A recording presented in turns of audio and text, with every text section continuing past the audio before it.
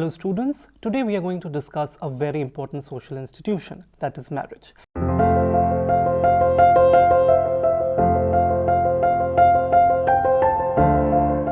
We're going to try and understand what is marriage, what are the various types of marriage, what are the various taboos that inform marriages. We are also going to try and understand marriage as a form of economic exchange, and finally we're going to look at some feminist interventions which try and understand the gender inequality that is a part of marriage as an institution. Now, what is marriage? Marriage is an almost universal social institution, and it takes different forms and meanings across cultures and different historical periods, which means what is marriage is something that is historically changing. It is generally seen as a legitimate or socially approved sexual and economic union, and it's conventionally between a man and a woman. Children born to women in marriages are recognized as legitimate offsprings of both the parents. Marriage tends to confer social status to a child and determines matters of inheritance and succession. Now, what are the important functions of marriage? Now, marriage basically is the social way of regulation of sexuality and human reproduction. As I told you, that children born within families are seen as children belonging to both the parents. It engenders a sexual division of labor. So within marriages, what happens is that two spouses perform different kinds of activities. They're generally complementary in nature. So men perform particular activities, women perform particular activities. It also functions as an important mechanism for sharing economic resources between spouses and children. And finally, the institution of marriage is an important agent of socialization. As you know, that ultimately it is the marital relationship that would constitute families, and as we've already discussed, family is an important agent of primary socialization. Now, when one enters into marriage, one gets a new set of relatives, right? These are referred to as affinal kins or in-laws. Now, it is important to understand that marriage is never simply about individuals. It is about groups, because what happens is that affinal relations of one generation become consanguineous relations of the next generation. So say, for instance, when a man and a woman marry and they reproduce, their children becomes their blood relative, even though the man and the woman are generally not related to each other. Marriage are not only then about spouses and children, they also become important mediators between two different groups.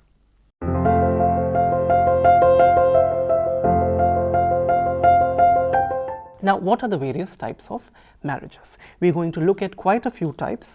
We will begin with, of course, the most prevalent form of marriage in modern society, which is the monogamous marriage. In such a situation, you have one husband and one wife generally. Of course, with changes in law, monogamous marriages have been also extended to same-sex couples. Now, monogamous marriages are generally seen as a criteria for judging both modernity and civilization, right? So most states try to move towards monogamous marriages as the form of marriage practice. Now, we have polygamous marriages. Polygamous marriages constitutes more than one spouse at a given time, right? Now, most modern societies try to outlaw polygamous marriages because for some reason polygamous marriages is seen as backward, right? So those societies or those cultures which practice polygamous marriages are generally seen as uncivilized or backward, and monogamy then becomes a sign of civilization. However, polygamy was the prevalent practice prior to modernity, and a large number of societies actually practiced sort of polygamy prior to the sort of institutionalization of heterosexual monogamous marriages. Now, polygamous marriages can be of two types: polygyny and polyandry. Now, what is polygyny? Polygyny is a situation where men marry more than one woman. Right? Now, there are two types of polygynous marriages. When a man marries two or more sisters, it is referred to as sororal polygyny. And when the wives of this man, if he marries women who are unrelated to each other, then it is referred to as non-sororal polygyny. Now, what are the reasons for polygynous marriages, particularly in simpler societies, smaller societies prior to modernity? Now, the thing was that in smaller societies, men always, as members of clans, fought with other clans. So there was a lot of warfare, and also there was a lot of hunting. As a result, generally most societies had more women than men. Right? So the sex ratio was skewed and women outnumbered men. So in such a situation, what happened is that a man had to marry more than one woman, simply because an unmarried woman was seen as a social anomaly. Because for a woman to be a mother and a childbearer was so important that a man began to take more than one wives to actually balance out the excess number of women in a certain sense.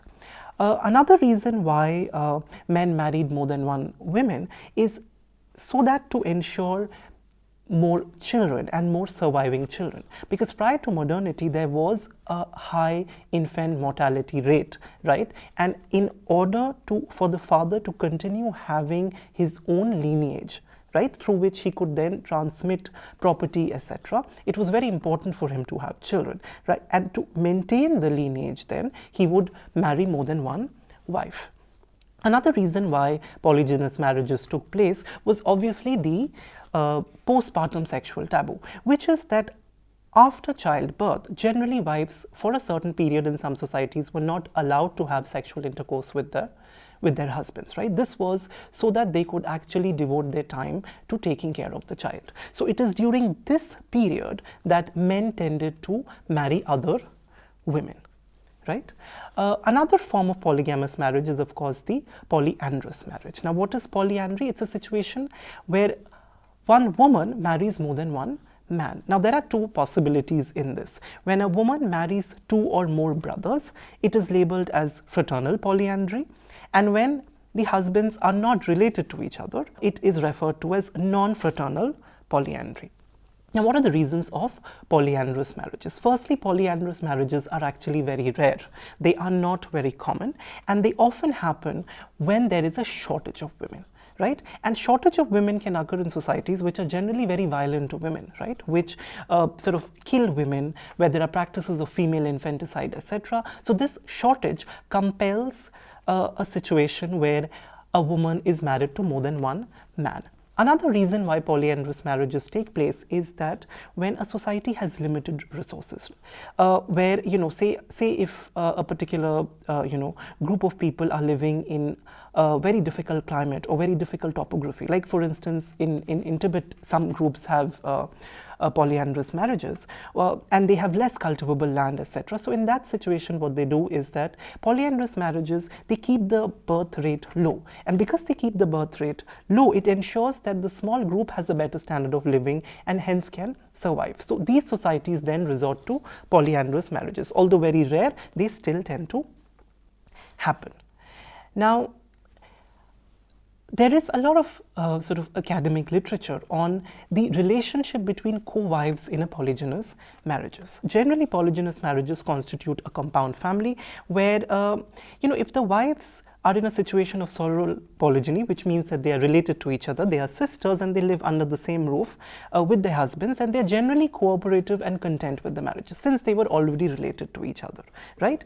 But there is also a tendency to think of the relationship between co-wives as, one of conflict, rivalry, competition and jealousy, right? So much so there is this idea that, when one wife suffers, so say for instance, she gives birth to a stillborn child, or she is not able to reproduce a child, or she has particular diseases, there is a tendency that other wives are accused of witchcraft. This is a very common practice in smaller societies.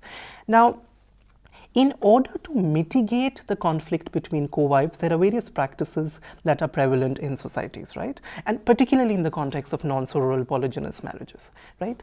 The first is that co-wives live in separate quarters. So the best thing that the husband can do is maintain different households so that the wives don't get to interact with each other. Husbands are also required to follow a principle of strict equality in relation to its wives, which means that, you have to, say for instance, give the equal amount of time to each wife and spend, say, the equal amount of days with each wife. There is also the practice of grading wives. So wives are hierarchically graded.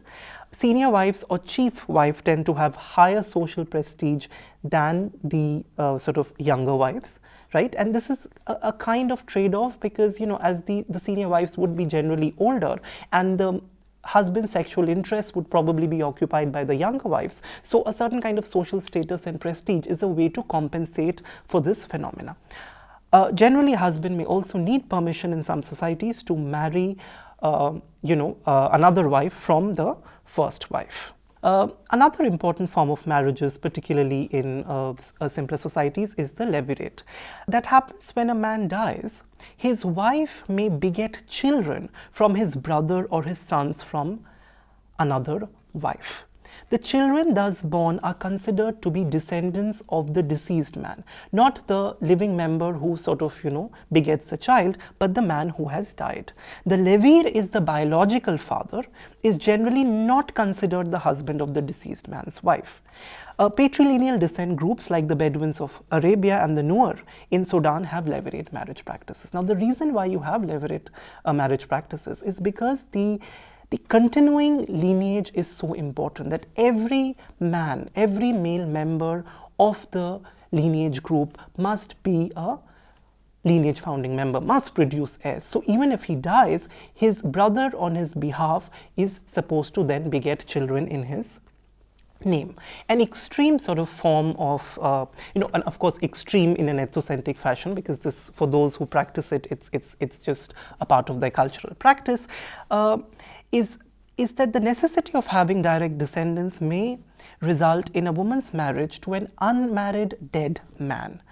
This refers to an arrangement where again the brother of an unmarried deceased man marries and begets children on his behalf. In such a union, a woman is technically married to the man posthumously. This is also practiced in the Nuer.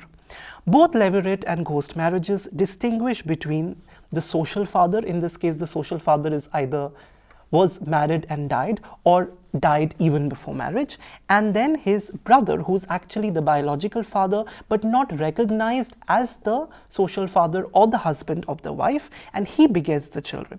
It ensures the continuity of the brother's lineage. Sororate. Now, sororate is in some sense a reverse of the levirate form of marriage. Here is a marriage in which a man may marry or have sexual relations with his deceased wife's sister or the sister of a wife who is infertile. This is of course referred to as sororate. Such marriage ensures the continuity of alliance between husbands and wives' lineage group. So you see, when marriages take place, there are also other forms of economic exchange. So say sometimes a bride price is paid to get a wife. So if the wife dies or if she is infertile, then she is unable to perform the duties that were expected as a wife and mother. So as a kind of compensation for the bride price, the sister is given again in marriage to the same husband. This is the practice of sororate. Now, from the point of view of group relations, we can think of marriages in two ways. One is endogamy and the other is exogamy. Now, exogamy refers to the rule of marrying outside one's kinship group or community. Clans generally are exogamous units and tend to marry outside their groups and villages or groups of villages. These spouses invariably come from a certain distance, right? So keep this in mind, that exogamous marriages are a situation where you marry out. You cannot marry within your own group or your community. Endogamous marriages are reverse, right? These involve marital relations among members of the same community. The best example of endogamous marriages are basically caste marriages in India. As you know, that the operational unit of caste is jati, and caste groups marry within the same gotra. Gotra can be roughly translated to sort of family lineage. So the idea is that you marry outside your family lineage, but you marry within your caste group. So that makes it an endogamous form of marriage. Now, endogamous however, despite that, although generally, sort of within caste you have to have endogamous marriages, but you also have two other kinds of interesting marriage practices. One is the Anuloma, which permits the twice born caste, that is the Brahmins, Kshatriyas and Vaishyas, in which an upper caste man may marry a girl of a lower caste status. This form of marriage is acceptable. Pratiloma is a form of marriage where a lower caste man marries an upper caste woman. Now, this is generally condemned, right? Because this sort of upsets the aspect of caste ritual purity. So this is severely condemned. Now, there are some societies which actually allow cousins to marry, right? And Levi-Strauss specially talks about cross-cousin marriage as an elementary form of marriage that involves a positive rule where a certain kin is prescribed for marriage. Now, as you know, your cousins are in some sense your relatives. They are related to you. And in some societies, you can actually marry your cousins. Now, cross-cousin marriages can be of various types, according to Levi-Strauss. Cross-cousin marriage in which a man marries his mother's brother's daughter and a woman marries his father's sister's son is called a generalized exchange. Now, it's called a generalized exchange because what happens is, say if I'm group A, right, I marry into group ABC and my brother marries into group DEF. Right? So that leads to forging of marital relationships between many groups at the same time, hence a kind of generalized exchange. It creates stable alliances between different descent groups, and the groups are either wife givers or wife takers. So as I just said that, you know, with one set of groups you would only be taking wife, and in another set of group you would be giving women as wives to that group, right? Generally there is a hierarchical relationship between wife givers and wife takers, right? In some societies wife givers are more privileged, in some societies wife givers are takers are more privileged.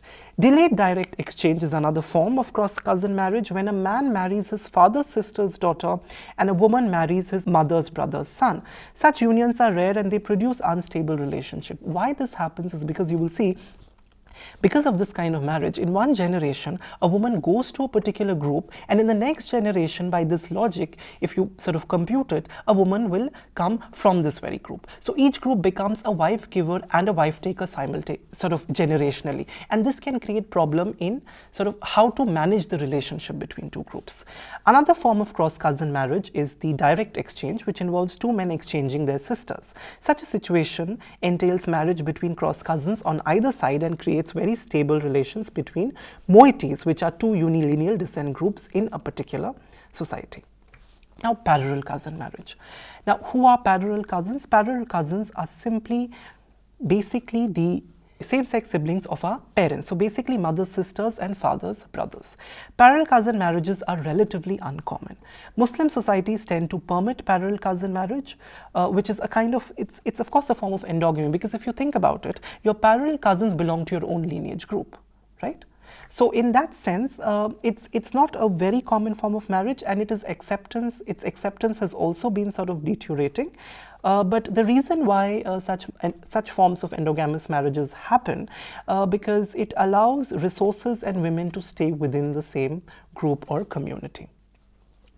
Now, this is something that a form of marriage that you may all have heard of, which is of course the arranged marriage, which is very typical of India. But these marriages engender social and economic ties between groups, parents and handlers in the kin group, and may play an active role in spousal selection subject to local incest taboo. So arranged marriage is a situation where two groups decide to marry individuals rather than the individuals exercising their own choice. In non-Western societies, marriages are often arranged by parents and individual choice, or romantic love is not the basis of such marriages.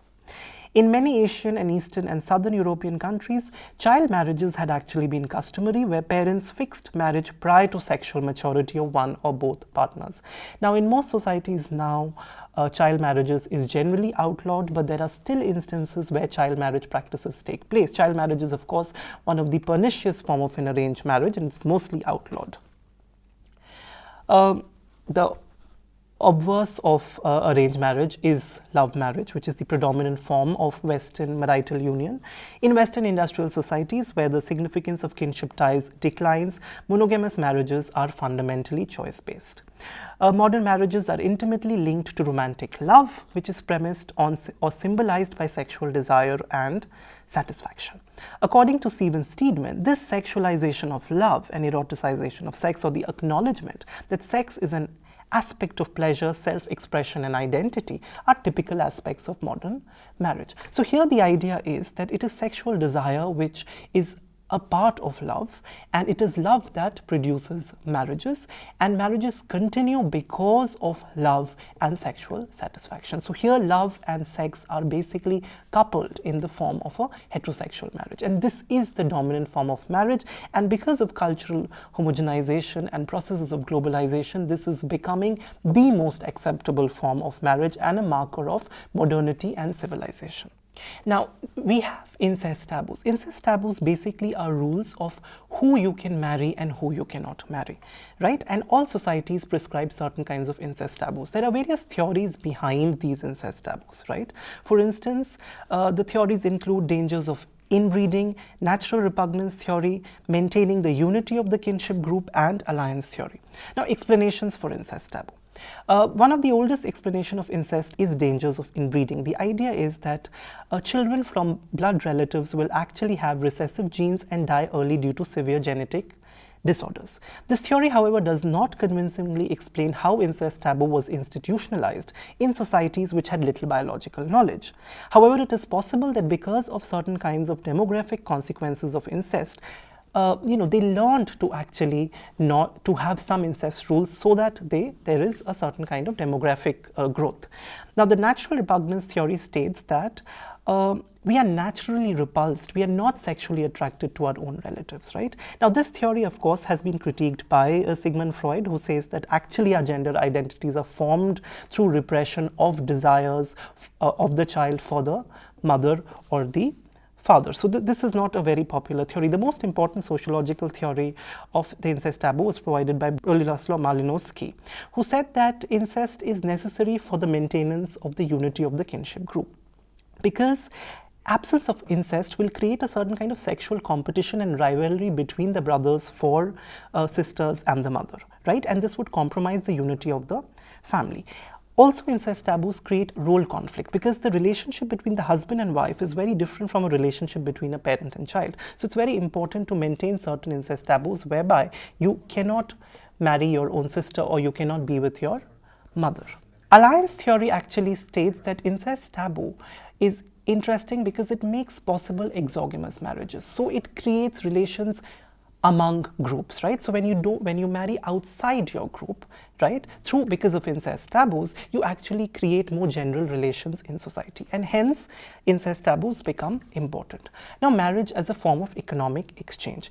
Now, through marriage, various kinds of economic exchanges happen. An important form of economic exchange is the bride price. Now, what is a bride price?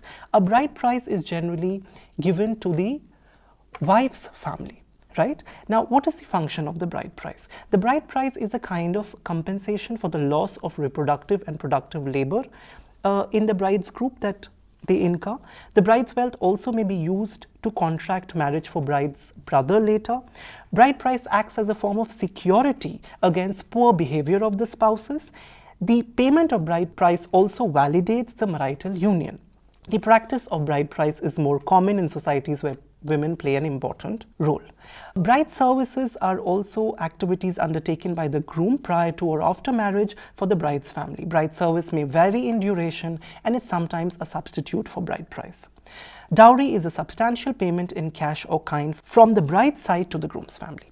It is given to secure the future of the bride and children. However, it is an exploitative practice and stems from cultural devaluation of women. In India, the practice of dowry is associated with male child preference and a range of violence against women, such as female feticide, infanticide, and physical and mental torture of wives, leading to its outlawing in India. Now, feminist interventions on marriage. Now, the heterosexual marriage involves a distinct sexual division of labor. Men and women are expected to perform different tasks and roles which are differentially evaluated in society. Men claim a higher status for their roles as husbands, and wives are expected to be submissive and obedient. Husbands tend to have domestic or economic rights. They claim sexual rights and rights over a wife's children. Now, according to Jessie Bernard, she says that it is always that the man's marriage is better than the woman's marriage. In a marriage, the woman undergoes a degradation of the self because she has to continuously cater to the husband. She has to continuously meet his demands, and in the process, her own self starts to dwindle. And women are also socialized to accept these social, psychological, and physical and health degradations that actually happen within marriages. And even though they suffer within marriages, they continue to believe in marriage and they think that it is the key to happiness. But studies show that women in marriages generally tend to suffer because of the inequality that characterizes marriages. Feminists have also drawn attention to the unpaid labor that women provide in marriages. They may include direct contribution and assistance to their husband's economic activity, so basically helping a man, sort of do his work. It also involves a range of emotional labor, care work, relationship work, whereby they provide regular sexual services to their husbands, they take care of the children and other family members, and finally, housework, which is repetitive, unpaid, invisible labor that wives perform in their household, whether they are housewives or working women. So in case of working women, they not only work outside for pay, but they have to come back home and continue to perform housework. Feminists have also highlighted the physical and sexual violence that women are subject to in marriages by their husband and in-laws, from wife battery, marital rape to verbal and emotional abuse. Feminist interventions have been important because they have led to important legal changes and also changes in the way in which society thinks about the position of women, and it has transformed marriage from a fundamentally patriarchal institution from which men and husbands benefit to a more egalitarian one. Hence, it is important to understand that marriage is a very important social institution, but it is undergoing change. And a very recent and important change is that various states are actually acknowledging homosexual unions, and there are, in many countries, you have a queer movement where they are trying to fight for marriage rights for same-sex couples, and many countries have actually achieved marriage equality. So marriage as a phenomena continues to change across culture and historical periods. Thank you.